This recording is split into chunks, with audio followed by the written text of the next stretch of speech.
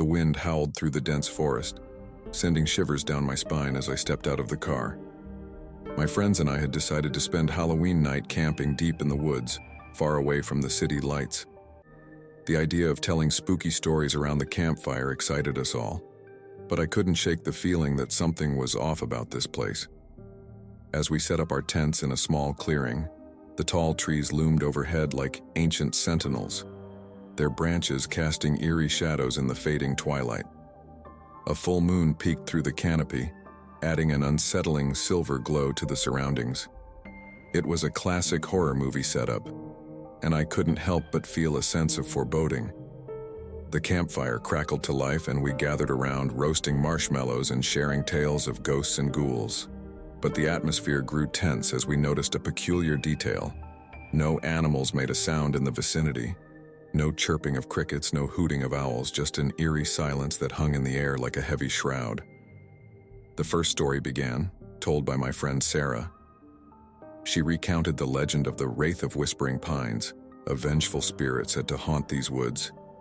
As she described the pale figure with hollow eyes and a tattered white dress, I couldn't help but glance over my shoulder, half expecting to see the apparition lurking among the trees. When it was my turn, I decided to share a story from my own childhood, a tale my grandmother used to tell. It was about the forest guardian, a creature that was said to protect the woods, but only if you showed it respect. The twist was that if you didn't, it would exact a terrible revenge. My friends listened in rapt attention, their faces growing pale. As the night deepened, our campfire provided the only source of light in the darkness. We heard strange rustling in the underbrush and snapping branches. My heart raced and I nervously glanced at my friends, but they too were clearly unnerved. We dismissed the sounds as the typical noises of the woods, but the unease remained.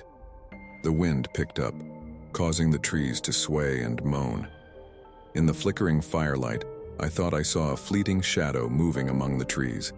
I brushed it off as a trick of the light, but the others exchanged anxious glances. The forest was playing tricks on our minds, or so we thought. It was well past midnight when we heard it, a mournful, keening wail that sent chills down our spines. The sound was unlike anything we had ever heard before, a mix of sorrow and anger. Panic swept over us as we realized it was coming from deeper within the forest. We decided to extinguish the campfire, thinking that perhaps we were attracting unwanted attention. As we huddled in our tents, the wailing continued, growing louder and more intense. It was as if some unseen force was encircling us, closing in from all sides. Sleep was impossible. Hours passed, and our sense of dread only deepened. Just as the first light of dawn broke, the wailing ceased, leaving behind an eerie silence. We emerged from our tents, bleary-eyed and exhausted, to find the forest had changed. The once lush and vibrant trees now looked withered and desolate, as if they had witnessed centuries of misery. We packed our things in a hurry, not daring to linger any longer. As we left the cursed forest, the trees seemed to sigh in relief, their branches no longer casting sinister shadows. We vowed never to return to that place, and as we drove away, I couldn't help but feel that the forest had claimed another group of unsuspecting victims on this Halloween night. The memory of that camping trip still haunts me to this day. I'm not sure if the stories we shared conjured something malevolent, or if we had stumbled upon a truly haunted place. All I know is that I will never forget the wailing in the woods and the feeling that we were being watched by something not of this world. And every Halloween I remember the forest guardian and its terrible warning: respect the woods or pay the price. The small, quiet town of Ravenwood had always celebrated Halloween with grand enthusiasm. The annual Halloween Carnival was the highlight of the year, and the entire town participated in creating an eerie, magical atmosphere. This year, however, Halloween held a different kind of dread, and it all began when the mysterious carnival came to town. It was a crisp, moonlit night when the carnival arrived. Its arrival was abrupt, and no one seemed to know where it had come from. The carnival grounds were adorned with twisted black trees, and eerie music emanated from an old ornate carousel that hadn't been there earlier in the day.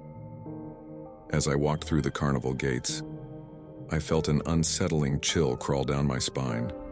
The attractions were stranger than any I had ever seen. A tent with a sign that read, "Fortunes of the Forsaken," beckoned to me, and I couldn't resist the temptation. The fortune teller inside was cloaked in shadows, her eyes obscured by a thick veil. She beckoned me to sit, and as I gazed into her crystal ball, her voice whispered predictions of doom and despair. The room grew colder, and I shivered as she revealed a terrible fate that awaited me. I left the tent with a sense of foreboding, convinced that I had been cursed. The other attractions were equally unnerving. A haunted house seemed to materialize out of thin air, and as I entered, I was greeted by grotesque, lifelike sculptures that seemed to come to life when I wasn't looking. The mirrors distorted my reflection into nightmarish forms, and the walls whispered secrets that sent shivers down my spine. My friends and I tried to shake off the unease as we ventured deeper into the carnival. We came upon a fortune teller's wagon, seemingly abandoned. Inside, we discovered a deck of old tarot cards. We couldn't resist the temptation to draw a card each, and as we did, the atmosphere in the wagon grew suffocating. The cards revealed dark and foreboding symbols. One by one, my friends drew cards that predicted terrible fates. The death card, the tower, and the devil were among the sinister predictions. My heart raced as I drew the last card, and it revealed a figure cloaked in darkness, holding a scythe. The card was known as the Harbinger of Doom. We hastily left the wagon, our laughter now forced and uneasy. It felt as though the carnival had seeped into our souls, filling us with a sense of impending dread. As we continued to explore, we came across the carousel at the center of the carnival grounds. It was unlike any other carousel we had seen. The horses were skeletal, and the music that played was a haunting, melancholic melody that echoed in our minds. We couldn't resist taking a ride, but as we climbed onto the twisted, spectral horses, the world around us shifted. The carousel began to spin faster and faster, and the world around us blurred into a nightmarish whirlwind. We held onto the horses for dear life as the carnival transformed into a nightmarish realm. Grotesque figures emerged from the darkness, their eyes filled with malice. The spectral horses cackled and taunted us as we spun out of control. The ride seemed to last an eternity, and when it finally came to a halt, we were drenched in sweat and trembling with fear. The carnival grounds had returned to their eerie, twisted state, and we knew we had experienced something beyond the realm of the ordinary. The moon hung low in the sky as we left the carnival, our steps heavy with dread. The dark clouds had gathered overhead, obscuring the moon and casting a pall over Ravenwood. The once joyful town was now a shadow of its former self. As the night wore on, we began to hear whispers in the darkness, voices that seemed to emanate from nowhere and everywhere at once. The voices spoke of ancient curses and forbidden rituals, of a carnival that appeared only to those marked for a terrible fate. We couldn't escape the feeling that we were being watched, that the malevolent presence of the carnival lingered around us. The town had become a maze of twisted, spectral alleyways, and the air was thick with an otherworldly chill. We realized that the carnival had ensnared us, that it had marked us as its own. There was no escaping the terrible fate that awaited us, a fate we had unwittingly invited by stepping into the carnival. As we huddled together in the moonless night, we knew that our lives would never be the same. The carnival had left an indelible mark on our souls, one that would haunt us for the rest of our days.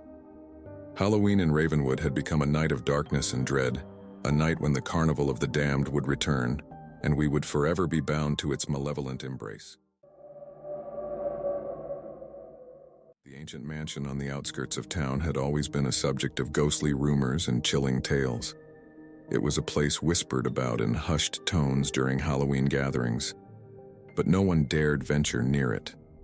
That is until my friends and I decided to test our courage and explore the dilapidated structure on a moonlit Halloween night. The mansion loomed ominously in the distance as we approached, its Gothic architecture a stark contrast against the pale glow of the full moon. The wind howled through the barren trees and the air felt thick with an eerie presence. Despite our attempts to be brave, we couldn't ignore the trepidation that crawled up our spines. As we stood before the mansion's grand entrance, an imposing set of double doors, we hesitated. The legend surrounding this place was that of the widow's curse. It was said that a vengeful spirit, that of a grieving widow, roamed the halls, seeking retribution for her lost love. She was believed to have died in despair, her anguish eternally trapped within these walls. With shaky hands, we pushed open the heavy doors, revealing a vast, dimly lit foyer. The air was thick with dust and the scent of decay. Our flashlights flickered as we advanced cautiously into the heart of the mansion. We couldn't help but feel like intruders in this desolate place. The interior was a labyrinth of dark corridors and decaying rooms. We dared each other to enter one room after another, finding old portraits that seemed to follow us with accusing eyes and antique furniture that creaked as if disturbed by our presence. As the minutes turned into hours, our initial fear began to transform into a strange sense of fascination. In a room that seemed to serve as a study, I stumbled upon a dusty journal. Its pages were yellowed and brittle, but the ink was still legible. It was written by the widow herself, chronicling her tragic love story with a man named Jonathan. She wrote of their undying love, the joy of their wedding day, and the sorrow of his untimely death. The story took a darker turn as she described her descent into madness, believing that her late husband's spirit was still with her. She detailed her desperate attempts to communicate with him, conducting seances and invoking dark spirits. The entries grew more erratic, revealing a descent into paranoia and despair. Shivers ran down my spine as I read the final entry. The widow wrote of a night when she believed she had successfully contacted her beloved Jonathan. She claimed that he was in the mansion with her, but not in the way she had hoped. She spoke of his malevolent presence, his eyes devoid of love, and his voice filled with cruelty. She wrote that she couldn't escape him, that he was always with her, tormenting her. My friends and I exchanged uneasy glances. Could it be that the widow's spirit, or perhaps the malevolent entity she had summoned, still haunted these halls? We decided to continue our exploration, compelled by the tragic story we had discovered. The mansion seemed to grow darker with each room we entered, and a sense of foreboding enveloped us. We began to hear faint whispers, indistinct murmurs that echoed through the empty hallways. The whispers seemed to beckon us, and we followed their eerie trail, deep into the mansion's depths. In a forgotten chamber, we discovered a dusty, grand mirror that looked like an antique. As we approached, our reflections appeared warped, our features twisted and contorted. We recoiled in horror and stumbled backward. It was then that we heard a mournful, echoing sob, as if the ghostly widow was crying out in despair. As we tried to flee, the mansion seemed to shift and change around us. Doors that had been locked were now open, and corridors that had been straight led us in endless loops. Our flashlights flickered and died, plunging us into pitch darkness. Panic set in as we realized we were trapped within the mansion's malevolent grasp. The whispers grew louder and more frantic, surrounding us from all sides. We could feel a presence, a cold, unseen force moving closer with every step. The widow's torment, her despair, was palpable, and it seemed as though she sought to draw us into her agony. In our desperation to escape, we came upon a room bathed in an eerie, sickly green light. In the center of the room, we saw an old, ornate mirror that looked like the one we had encountered earlier. But this mirror was different. It seemed to pulse with an otherworldly energy, and the whispers were deafening. Unable to resist its lure, we approached the mirror. Our reflections twisted and writhed in agony, their faces contorted in pain. The room grew colder, and we could feel a presence behind us, an icy breath on the back of our necks. In a sudden moment of clarity, we realized that the widow's spirit had lured us into this cursed place, drawing us into her suffering. We had become ensnared in her tragic tale, and there was no escape. As we stared into the mirror, our reflections merged into one, a grotesque, tormented visage.